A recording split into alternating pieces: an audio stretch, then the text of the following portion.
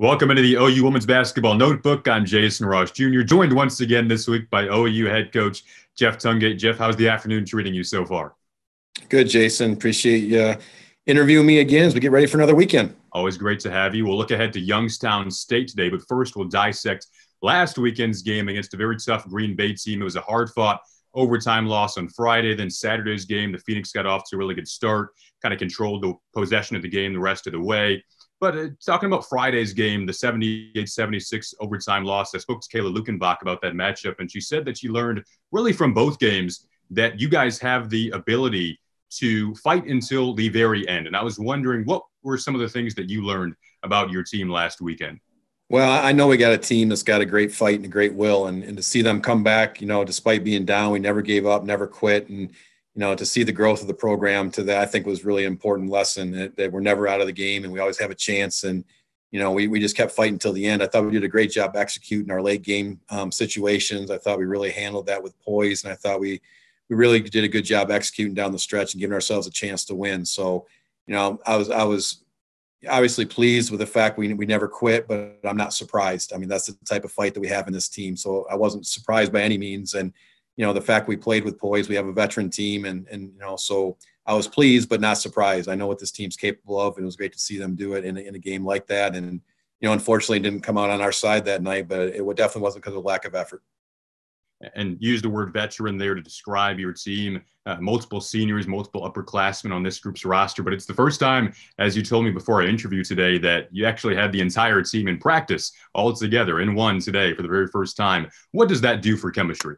Yeah, I mean, I think it's great. It's the first practice we've had everybody the entire year. Now we don't have everybody ready to play yet this weekend, but the fact that everybody can be at practice was a great thing. And to make a practice plan where you actually have more than 9 or 10 people available for certain drills and things like that, I know our coaching staff appreciates it because we've had them filling in and things like that where needed. But just to have everybody back on the court, to look at our stretching line and see an entire roster stretching was just a great sight and a great thing to see. And again, we're not there yet with everybody being back clear to play, but at least we got everybody back now where they're clear to do some part of practice. So that was a exciting thing. And there was a lot of energy in the gym today. And I think our team was pleased to see everybody back together at once too.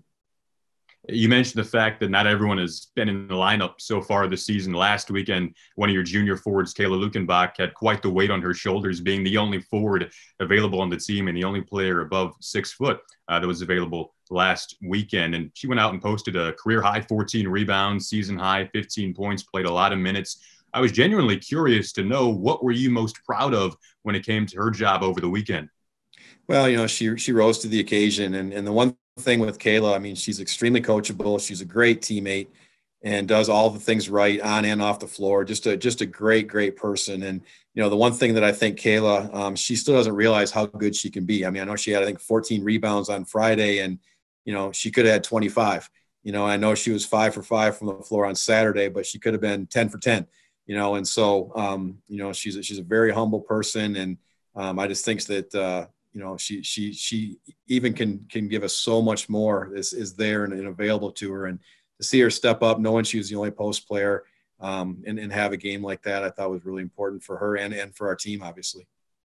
From the team standpoint, what will be the key to success against Youngstown State this weekend? Well, we got to be who we are. I said I was pleased on Friday with a lot of things. As equally pleased on Friday as I was just as disappointed, if not more, on Saturday, because being a veteran team, that first half performance is not the way we want to play. And I was very, very disappointed in how we played that first half, and especially coming back off an overtime game.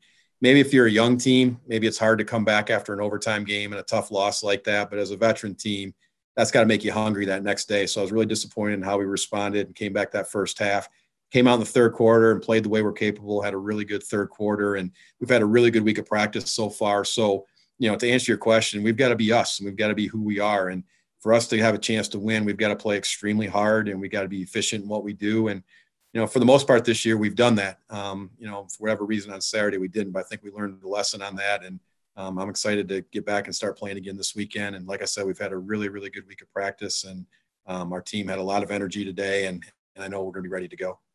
And to kind of feed off of that, something you said after the game on Saturday was that you wanted to get off to a better start. We know Youngstown State is winless, but they've only played 2 games, so they'll have plenty of pent-up energy trying to get their first win of the season on the home floor. How do you get off to a better start on Saturday and Sunday?